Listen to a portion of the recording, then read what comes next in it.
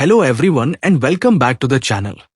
आज हम बात करने वाले हैं बायोपिक्स के बारे में। बायोपिक मूवीज की सबसे इंटरेस्टिंग बात यह होती है कि इनकी कहानी किसी राइटर ने नहीं लिखी होती। ये कहानियां रियल लाइफ से आती है। तो चलिए देखते हैं बॉलीवुड की 4 ऐसी बायोपिक मूवीज जिन्हें बॉलीवुड ने स्क्रीन पर इतने जबरदस्त तरीके से दिखाया कि इनकी कहानियां हमेशा के लिए याद रह गई।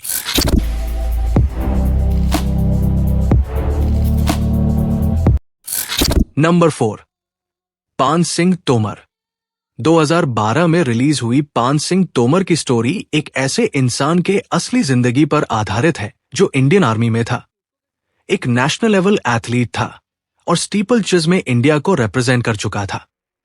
लेकिन आर्मी से रिटायर होने के बाद उनकी जिंदगी में सब कुछ बदलने लगा।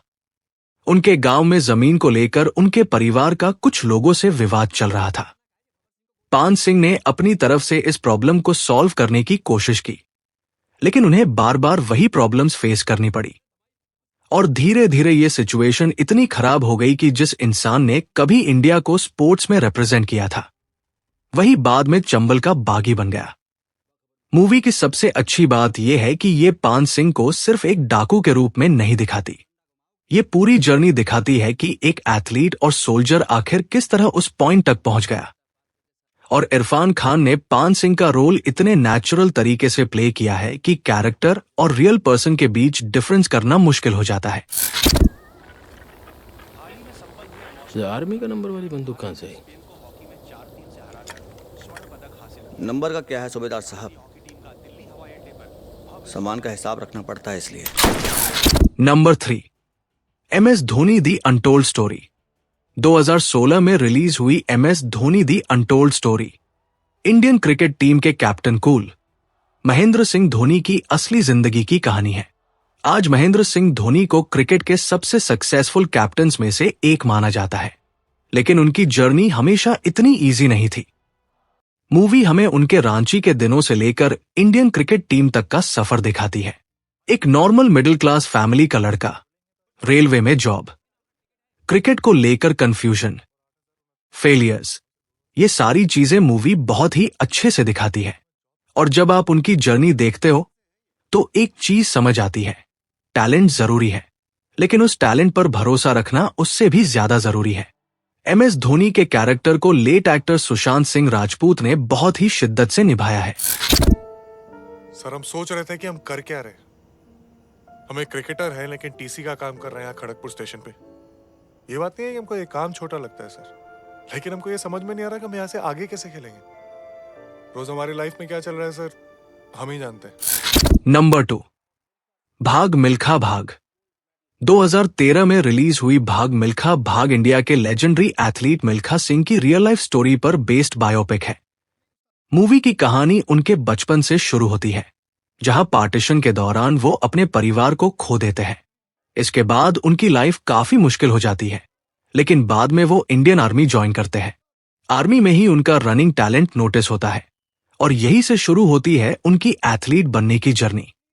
मिल्खा सिंह अपनी ट्रेनिंग पर काफी मेहनत करते हैं और धीरे धीरे नेशनल और इंटरनेशनल लेवल पर इंडिया को रिप्रेजेंट करने लगते हैं। मूवी में उनकी पर्सनल लाइफ के साथ उनकी फेमस पाकिस्तान के एथलीट अब्दुल खालिक के साथ रेस को भी दिखाया गया है और फरहान अख्तर ने मिल्खा सिंह का रोल प्ले किया था, जिसके लिए उन्होंने अपनी फिटनेस और रनिंग पर काफी काम किया।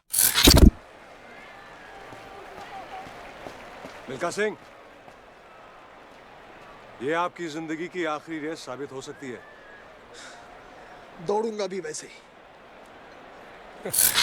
Number 1, Manjhi the mountain man.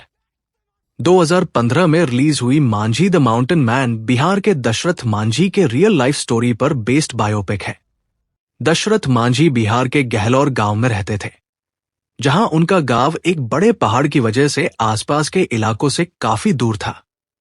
एक दिन उनकी पत्नी फाल्गुनी देवी उनके लिए खाना लेकर पहाड़ के दूसरी तरफ जा रही थी। पहाड़ पार करते वक्त वो गिर गई और बुरी तरह घायल हो गई। दशरथ उन्हें हॉस्पिटल ले जाना चाहते थे, लेकिन पहाड़ की वजह से उन्हें लंबा रास्ता लेना पड़ा। फाल्गुनी देवी को टाइम पर ट्रीटमेंट नहीं मिल पाया और उनकी मौत हो गई। इस घटना के बाद दशरथ मांझी तय करते हैं कि वो इस पहाड़ के बीच से रास्ता बनाएंगे ताकि गांव के लोगों को दोबारा ऐसी संकट का सामना ना करना पड़े। लेकिन उनके पास कोई मशीन नहीं थी।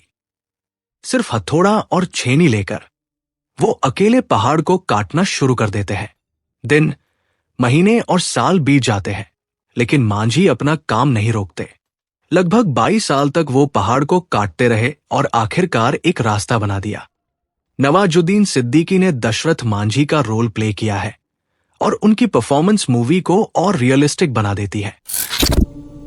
ले फिर आ गए सब राज्य खुशे। हाँ, तेरे को क्या लगता था कि नहीं लौटेंगे? गलत। जब तक तोड़ेंगे नहीं तब तक छोड़ेंगे नहीं। तो ये थी 4 बायोपिक मूवीज जो आपको एक बार जरूर देखनी चाहिए। आपने इनमें से कितनी मूवीज देखी है? कमेंट करके बताओ। वीडियो पसंद आया तो लाइक करो, शेयर करो और चैनल को सब्सक्राइब करो। मिलते हैं नेक्स्ट वीडियो में। Thanks for watching.